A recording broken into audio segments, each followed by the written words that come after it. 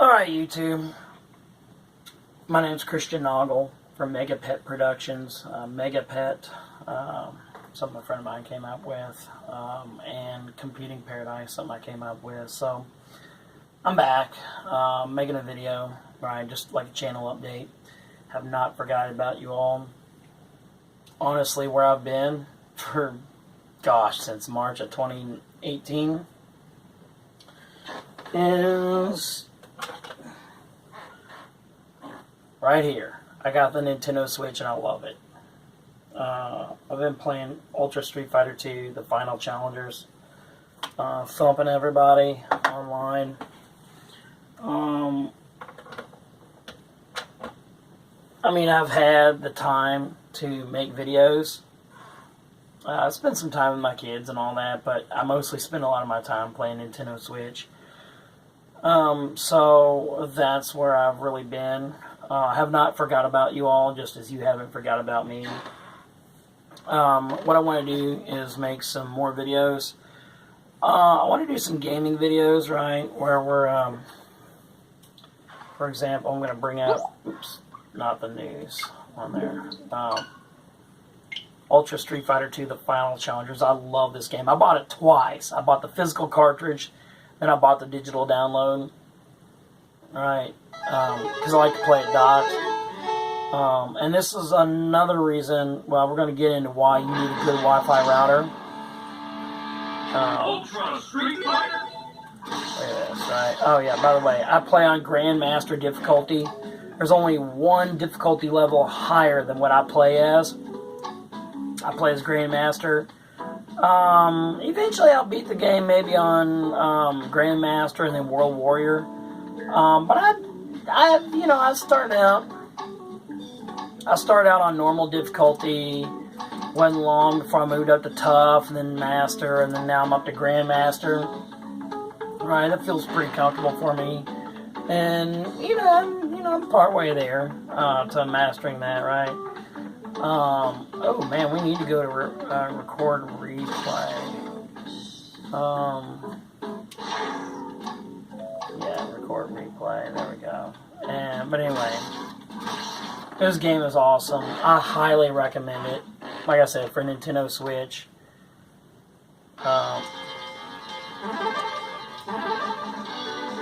Man, now we're gonna play against Chun-Li. Gonna thump her. I'll see if I got any fight requests from anybody.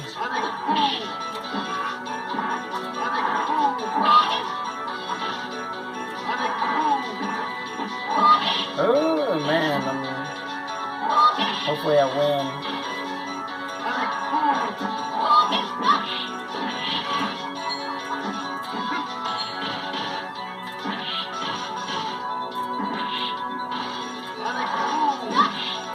It's really close. Double KO! Man, what are the chances of that? Oh, man. Round 2. Alright, let's see if we can... Ooh, I'm probably going to lose. Chun-Li is actually a really good fighter. Yeah, I lost. Chun-Li is actually a really good fighter. I don't play as her because I don't know, I like Guile and Ken. Just the way their control schemes are. Now the Fei Long and Cammy and DJ and T-Hawk, they're all good fighters as well. Really good fighters, but I don't like their control schemes, so I don't play as them. I like Guile and Ken and Bison. Blake is not too bad.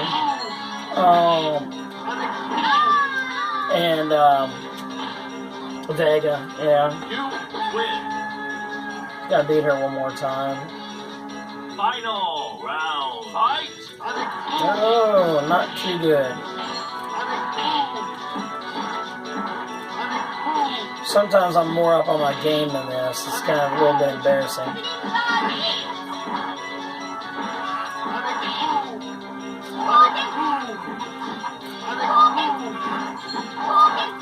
Oh, yeah, there's Fireball. She's got some upgraded moves.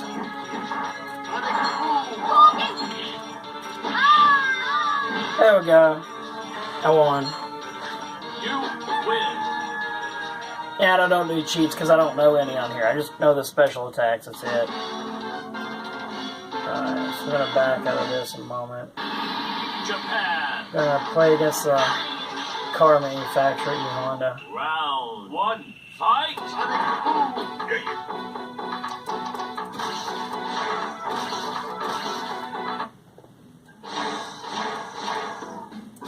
Ultra Street Fighter 2. The final challenger. So I need to get into like maybe some live streaming eventually. I want to do some more gaming on the YouTube channel. Right. Yeah, it's still going to be SNES Classic Edition. It's going to obviously be Nintendo Switch. Probably do some stuff on the Raspberry Pi. I got the really good 8-bit Do or 8-bit Do. It's the SN30 Pro. It's basically the North American Super Nintendo controller, but with a with the dual analog sticks. And what's awesome about those controllers is that you can do it. You can plug it up through the USB cable and use it like a wired controller or wireless Bluetooth. And you got really good support with Raspberry Pi 3. I mean, like impressive. As in, like you load it up, you start it up, press a button on your controller, and it's paired up. Right? I mean, you pair it one time, and it just catches it again each subsequent time. So anyway, yeah. So I'm gonna do some gaming. I want to do some more tutorials, right? And then I need to make some more episodes. And then why I haven't made that second episode of Adventures in Customer Service, because it's like very hard to find. Like a really, really severely dilapidated 1978 Chevy, like a C10 or like some kind of half-ton truck with enough rust damage that's just, you know, like spider cracks in the windshield, and you gotta find one that the sunlight has really just destroyed the upholstery in it. Because this really has to represent Malcolm, like what type of person he is. Of course, Malcolm is definitely wanting to reprise his role, but you gotta get permission from McDonald's or whatever restaurant this is going to take place in, right? Because this, I mean, if the owner of the franchise is all fine with it, you know, they think it's amusing, right? Then you know you can do it, but you know there's some risks and all that. You can't just up and do it unless they're on board. So I still got to contact them and see if I can get like approval or whatever, or find some other place, some other business that's willing to let this happen. But the McDonald's in Corydon, Indiana is like the ideal one for what I want to do. Plus, this series, you know, Adventures in Customer Service, takes place in Corydon, Indiana, and we all know McDonald's is known for like free Wi-Fi, right?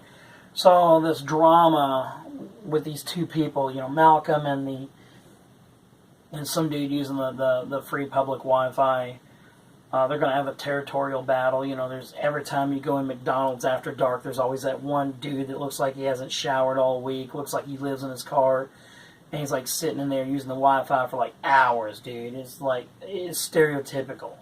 Like, every McDonald's you go to is like this way, it seems like, right? Like, at least 80% of them, right? So I want to have that kind of portrayed in there because it's real-life stuff, but it can be made comical. Now, let's see how much time we got on this video on the... Oh, yeah, we got about 20 minutes, right? So, anyway, yeah, I'm shooting this with my smartphone, just because it's going to be easy to upload. I'm not going to do any editing. And actually, I got a really nice smartphone mount that I really, really like. And it was only like $20. I really like it. Matter of fact, I still got the packaging here. Yeah, it's made by Joby.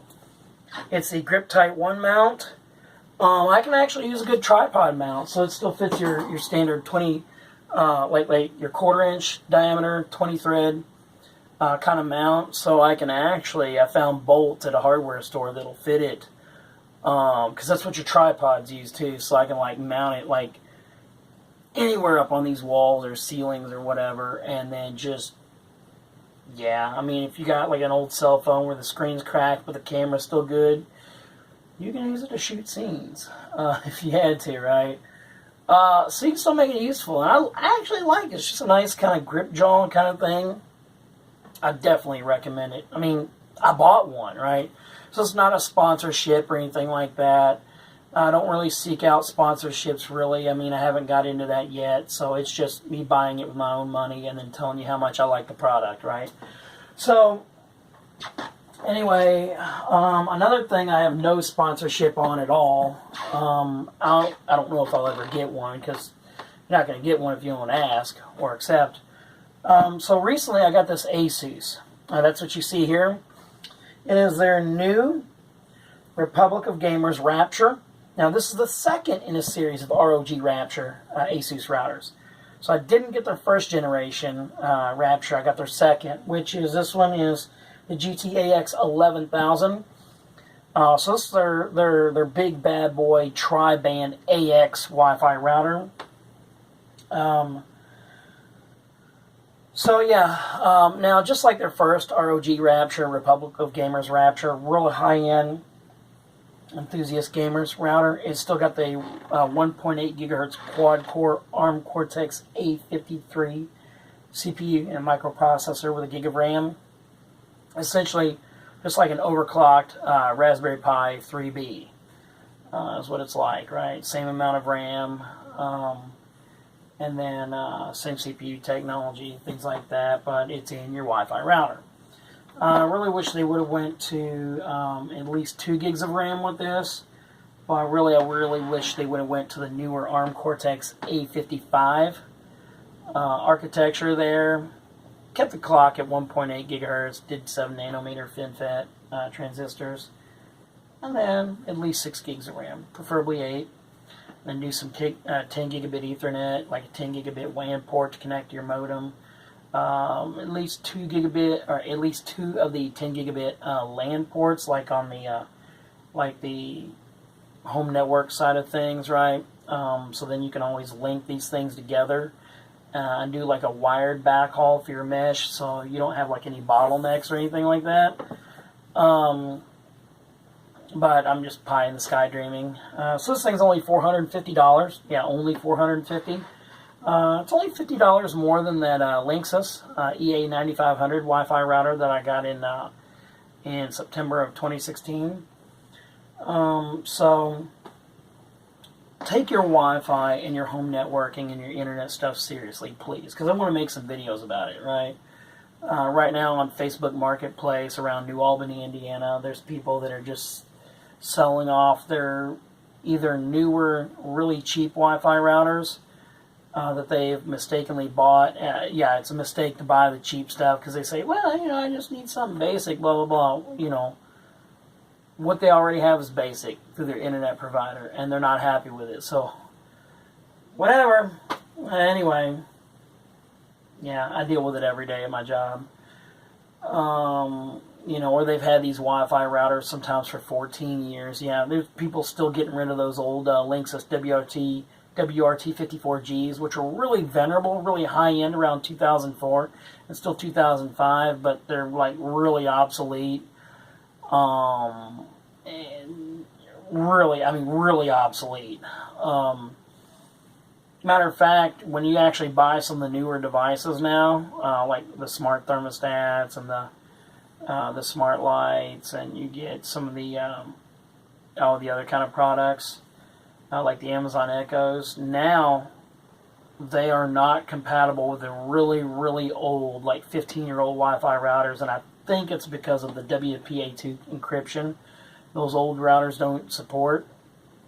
There's got to be some kind of reason. As a matter of fact, when I got this router here, I didn't even see B or G support in this. It's strictly N. Like the oldest version of Wi-Fi this router even supports, when you look in the settings menu, is N. Yeah. I got a laptop that's incompatible with this router here. I mean, it's an old laptop from 2006. Anyway, this thing's pretty beast. Why I went with an ASUS instead of another Linksys, I'll tell you why. So,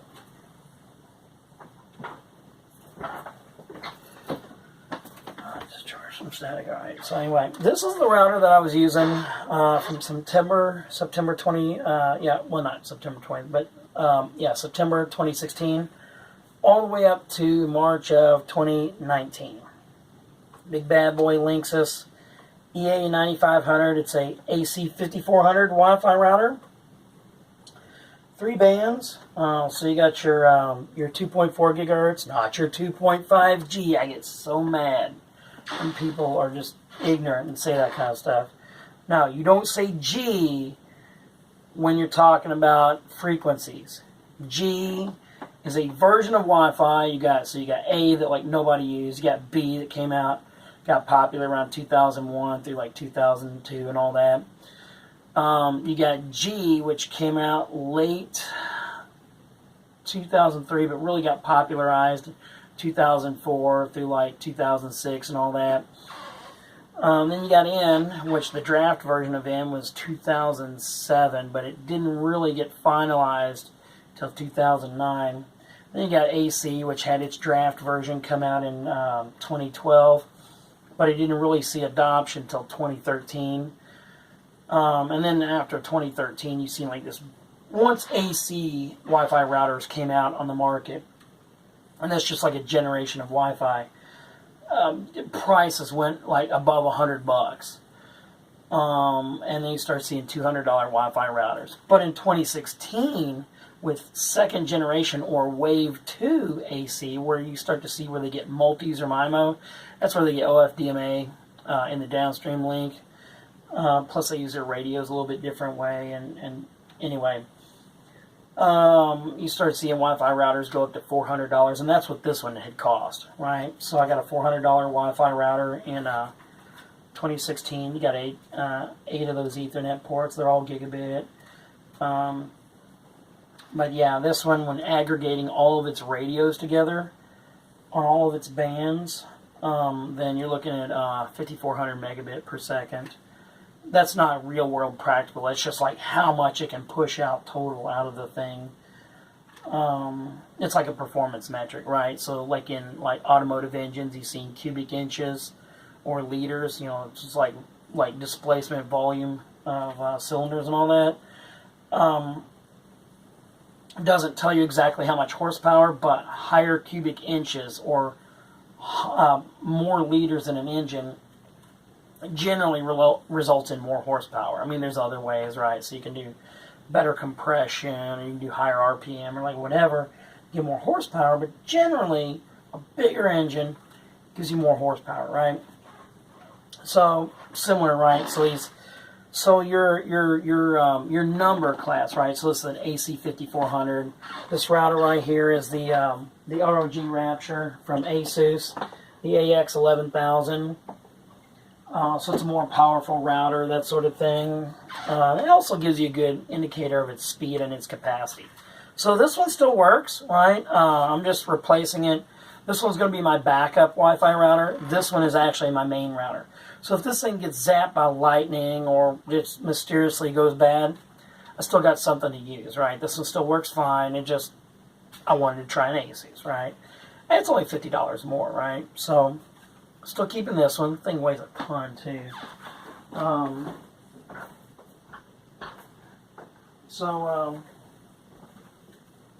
Anyway, so why did I not go with Linksys again, right? So, I thought about a Linksys Velop to do like that whole home Wi-Fi, that mesh router kind of stuff.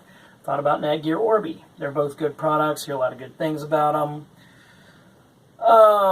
But there's things I need, right? So you see in the back of this router, I got a USB flash drive in there. And what's important to me is having the ability to share storage on the network from like my smartphone that can access it, or a smart TV, or a computer or whatever. So it's just really convenient. Matter of fact, the guy that does the voices in the pilot episode of Adventures in Customer Service, known as Tommy Anderson. That's not his real name, but that's what he goes by. I guess you can say it's like his stage name, his performer's name. he'll actually go to like conventions and like trade shows and stuff, and he'll record video there, and then he will send it to me. Like I got him a login, a user account on here where he can log in and send it to there, and just sends it across the internet into the flash drive through my router, and then I can access it, right? So we get around that file size limitations of like email and stuff, so like it's just great, right? So that's what I want in a router. That's what you don't get in those mesh routers. So, I really want to try the good firmware of the ASUS routers. And I had actually set up this one for my parents a couple weeks ago in March of 2019. They had the El Cheapo chintzy modem and Wi-Fi router built together. That's like a residential gateway. They had the same one that their internet company supplied them. And Wi-Fi signal strength and range and coverage was like not a problem in their household. But I bought them a smart garage door opener, and it can see the Wi-Fi, but it couldn't see the internet. It could not reach out to the internet. And the app was saying that you need to check your router's port settings and all that, and it was just so annoying. And I rolled my eyes and said, "Mom, y'all need to upgrade your junk, right?" So anyway, I got them this because I'd heard a lot of good things about ASUS Wi-Fi routers. So I set them up with this. It was kind of a chore to, disable the Wi-Fi, the firewall, and the routing that was in their unit, their modem and Wi-Fi router combined from their internet company. But I did get it set up right, and then the router was pretty easy to set up. Matter of fact, the install disk took care of a lot of it for me. And then we open up that app to that garage door opener and try to complete the setup process, and it worked just fine, right? Give them a little extra Wi-Fi coverage that they didn't already have. And then also, my mom's laptop, when getting onto the internet and getting data from there, it just kind of breathed new life into her Wi-Fi situation, right? So she's on Frontier Internet service. It's DSL. She only gets 3.3 megabit. Barely enough to do Netflix or whatever. This Wi-Fi router did not cause Frontier to put out any extra speed to her household, but it provided a really good link from her devices to the internet. So it didn't make it faster, it let it be faster, because that's how much that El Cheapo Wi-Fi technology that was in her internet company's provided modem and Wi-Fi router, that equipment, that device was really holding back the performance, right? And so she got a better experience with this. So I wanted to try ASUS. I got me a big, powerful tri-band, so I can have my fast, faster, and fastest kind of lane, right? Actually, I put my Nintendo Switch just kind of on its own Wi-Fi band, so I got great performance on that, and for gaming and streaming and all that. And then the great thing is if they if ASUS comes out with another router in about 2 years or whatever, and then I upgrade and no longer use this one as my main one, well, this one's not obsolete, it's not useless, right? So I just make it into one of those mesh Wi-Fi systems, right? So I just get me the newer ASUS router, use it as my main one, use this as a secondary, and they all work together like in a homogeneous system, like a unified system. So like dead spots do not have to exist, and weak spots don't either. And that way, if I build onto my house or get a bigger computer shop or do whatever, right? I need more coverage, like outside in the yard for security cameras or whatever, right? So now I have greater control over my Wi-Fi coverage, and also these are high-performance Wi-Fi routers, so they handle all of the data needs of my devices really well without any kind of performance loss, right? So Wi-Fi range extenders are not a solution; they're a band-aid. People that seek them out are not taking their situation seriously. Same thing for Ethernet splitters. Those are almost a scam. I mean, Ethernet splitters have such a narrow range of practical uses that they're almost a scam. But anyway, so, you know, I don't lose my investment when I go with ASUS. The firmware is good, all that sort of thing so far. I mean, I want to, and then the great thing is, if I need more coverage as it is, let's say this ASUS router is great, but I just need more coverage. Well, I can buy another one of these and then add it, so I can add these all together. So I can have this one as my main one, have this one as my secondary. They all work together as a homogeneous kind of system. And it's just really great. So that's why I went with that. But I just wanted to kind of do this this kind of channel announcement. I want to do more about Wi-Fi, just like I do in real life. You know, deal with more scenarios like that. And I just need to get off my lazy duff and start making more videos, right? I mean, I got the ideas, but I also do need actors, right? So it's another casting call. Hit me up.